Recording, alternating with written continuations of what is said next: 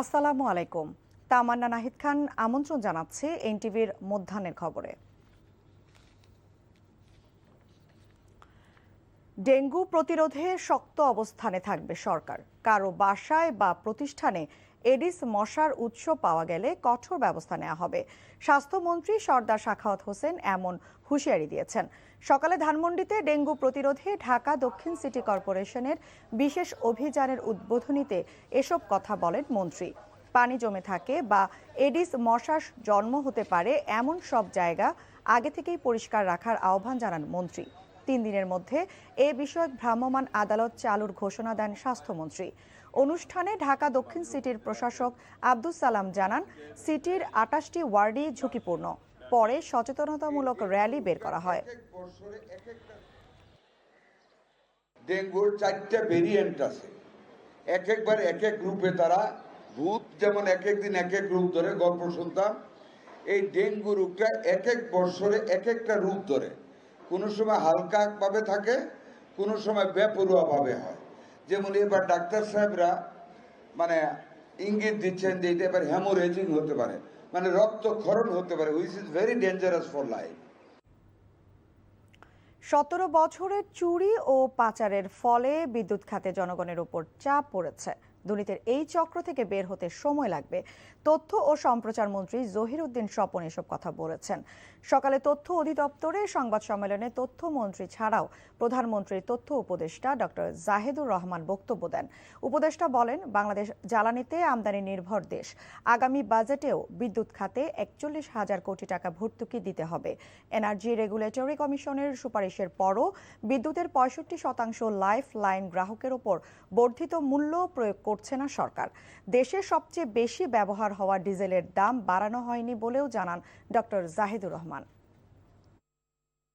আপনাদের নিশ্চয়ই অভিজ্ঞতা আছে যে এই অপরাধগুলি যখন প্রায় 1 দশক 1.5 দশক যাবৎ হয়েছে লুটপাটে, আপনারই তো গণমাধ্যম ছিলেন এবং সেখানে জবাবদিহিতা কতটুকু তাদের কাছ থেকে পেয়েছে এবং আপনাদের মতো এরকম দক্ষ গণমাধ্যমের সামনে দিয়ে কিন্তু এই কাজগুলি ঘটেছে। আজকে যে বিদ্যুৎ পরিস্থিতি করে দাঁড়িয়ে আছি এবং কৃষকরা নিশ্চয়ই বোঝেন যে এত দীর্ঘ দুর্নীতির যে একটা চক্র, বিশেষ করে বিদ্যুৎ এবং জ্বালানিকে ঘিরে, আবার সেখান থেকে বের হয়ে আসাটা কি পরিমাণ সময় লাগতে পারে।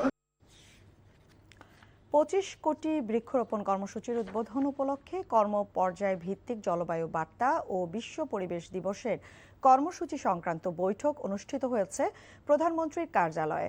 সকালে প্রধানমন্ত্রী তারেক রহমানের সভাপতিত্বে এ বৈঠক অনুষ্ঠিত হয়। নির্বাচনী ইশতেহার সারা দেশে ব্যাপক বৃক্ষরোপণের প্রতিশ্রুতি ছিল বিএনপির। 5 বছরে 25 কোটি গাছ লাগানোর লক্ষ্য নির্ধারণ করেছে সরকার।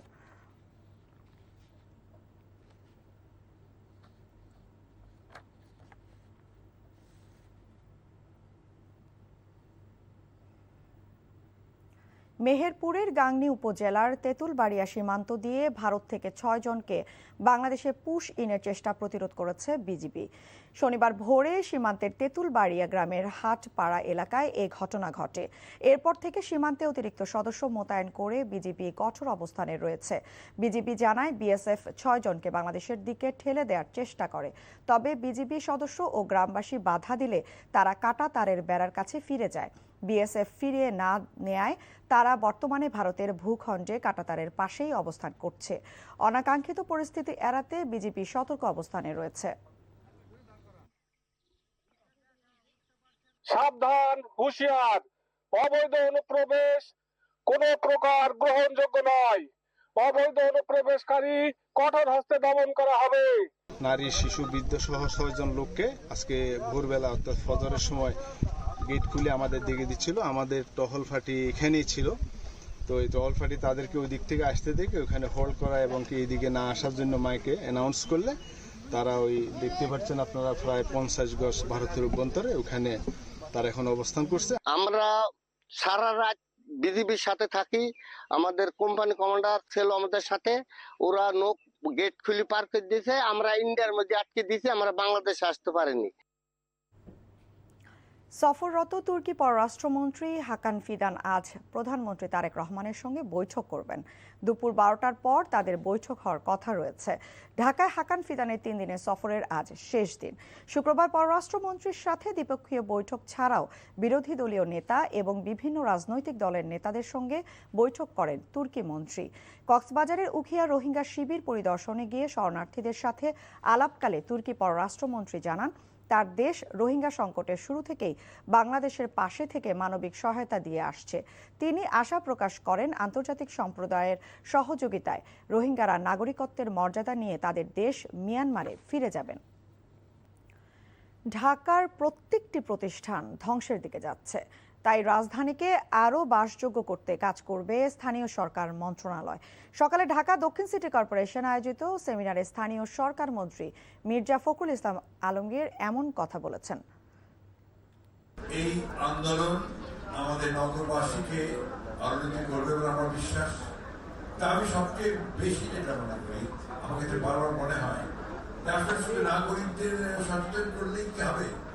যারা পলিসি তৈরি করছে, ঢাকা শহরকে শাসন করছেন, যারা ঢাকা শহরের বিভিন্ন পরিকল্পনা তৈরি করছেন, উন্নয়ন করছেন, যেটা কিছুক্ষণ আগে ডক্টর বলে গেলেন যে প্রজেক্ট তৈরি করছেন, প্রজেক্টের পর প্রজেক্ট, হাজার হাজার কোটি টাকার প্রজেক্ট করছেন এই ঢাকা।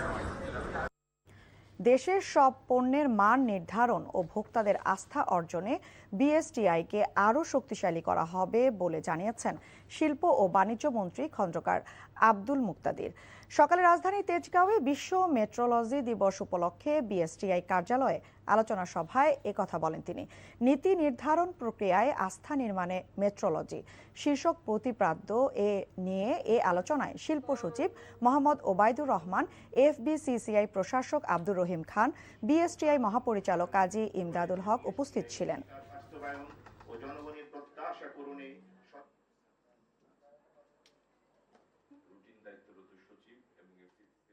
পরিবর্তিত বিশ্বের উন্নয়ন এবং আস্থা সম্পন্ন সঠিক পরিমাপের মাধ্যমে নীতি নির্ধারণ বিবেচনায় এবছরের প্রতিপাদ্যটি অত্যন্ত সময় উপযোগী হয়েছে। বর্তমান বিশ্বে তথ্য নির্ভর ও প্রমাণ ভিত্তিক নীতি প্রণয়নের ক্ষেত্রে সঠিক পরিমাপের নির্ভুল পরিসংখ্যান অত্যন্ত গুরুত্বপূর্ণ। এই ছিল মধ্যাহ্নের খবরে। এই খবরের ভিডিও সহ আপডেট জানতে ভিজিট করুন এনটিভি অনলাইন www.ntvbd.com। এছাড়াও এনটিভি জনপ্রিয় সব অনুষ্ঠান ও খবরের আপডেট জানতে ভিজিট করুন আমাদের ইউটিউব ও ভেরিফাইড ফেসবুক পেজ। দুইটায় দুপুরের খবর দেখার আমন্ত্রণ রইল। ধন্যবাদ সবাইকে।